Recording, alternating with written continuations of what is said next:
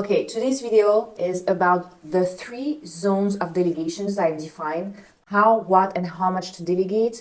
I know delegation is somewhat difficult for a lot of designers and for good reasons. It's not easy if you're doing everything yourself when you start your business. It's not easy to understand what is priority to delegate, what you shouldn't delegate, what you should keep to yourself, what you can eliminate, what you can automate. It's quite tricky, to be honest.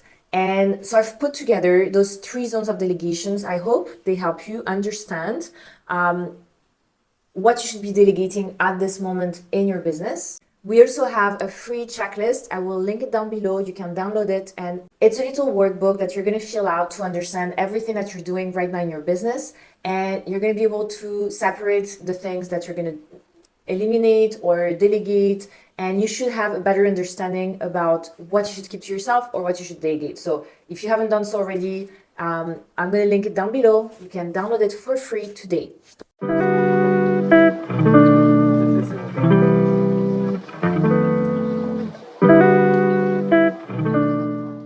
Okay, let's get into it. The first zone of delegation are all the tasks that are low importance and don't require a high level of skills. So as the business owner and the lead designer of your business, it's not your role to be doing them because they're of low importance. They still need to get done, but they're low importance. You're going to decide whether you're either going to delete them, so eliminate them completely. They're not worth anyone's time right now in your business, or if you're going to delegate them. You're going to delegate them to someone who doesn't need a lot of training. So it means you're not going to waste a lot of time training them because they're skills that most people can do. An example of that is getting someone to interact with people on my social media. It doesn't require a high level of skills, and it's also not that high importance that I, as the business owner, should be doing it myself. So I can decide either that right now I don't want to be talking to people on Instagram, or I decide that it's important, but I don't need to train someone for 3 weeks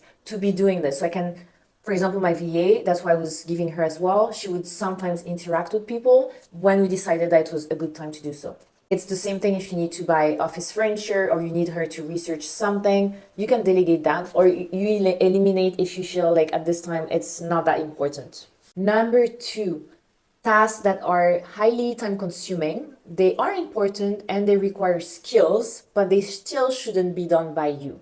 They are probably tasks that you still want to review and give feedback on, so you want to be able to approve them, but you don't really need to be involved in the process. So if we take my example as an outsourcing firm, I have designers who are highly skilled to do technical drawings for our clients. I don't need to be involved in every step of the process, which means I don't need to be checking every day, every single line that they're drawing. But I am interested in the result because the result affects the quality of what we produce for clients, and ultimately it's our reputation, which means it is directly related to the growth of the company. So I want to know what the result is.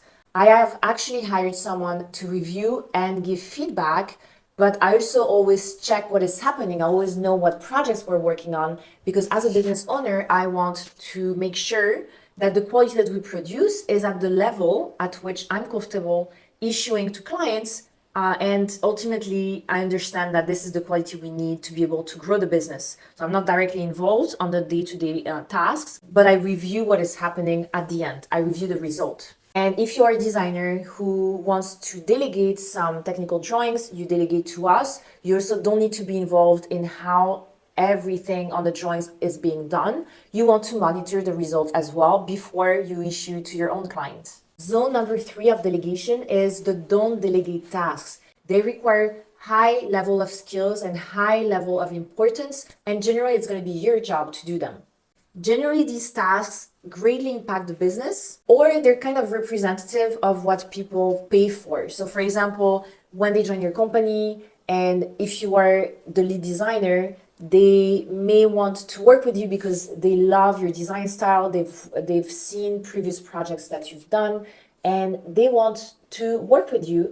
So the design part of it, the design part of the project, might be your thing, and you may even decide as you grow that obviously you cannot be designing all the projects. You're going to have a larger team, so you're going to have lead designers to join your team, but you should still be involved in the results. So it could well fall in category number 2, where you still monitor the results. But if you're a small business, let's say you're the main designer, you're the business owner, and you only have like a VA or an outsourcing firm, then designing the spaces should mostly be your main priority day to day for the clients when it comes to the projects. But other things that are of high importance and require like high level of skills, which we said already, is because those decisions, those tasks highly impact the business. It could be the business strategy is very important. You have to be working on your own business strategy, understanding where you're taking the business, what your goal is, where do you want to be in 5 years. This is your role as a business owner. So the strategy, making legal decisions, you don't want anyone to be signing documents for you. You want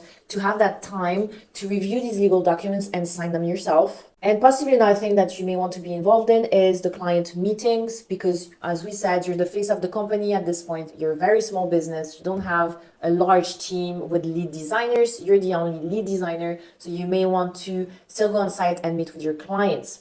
So to recap, the 3 zones of delegation that I have defined that work really well within my company are the low importance, low skills tasks that you're either going to eliminate or you're going to delegate to someone who doesn't require a high level of training. Then you have the high importance, high skills, but they shouldn't be done by you. And you will be training these people, whatever they're doing, you will have some kind of training because they're high importance. And then the number 3 is the don't delegate tasks. So tasks that you will be doing yourself because they require high skills and they are highly important as they will greatly impact the business overall. I hope this was helpful. If you have any questions or if you want to download the checklist, it's down in the description below, and I'll see you in the next video.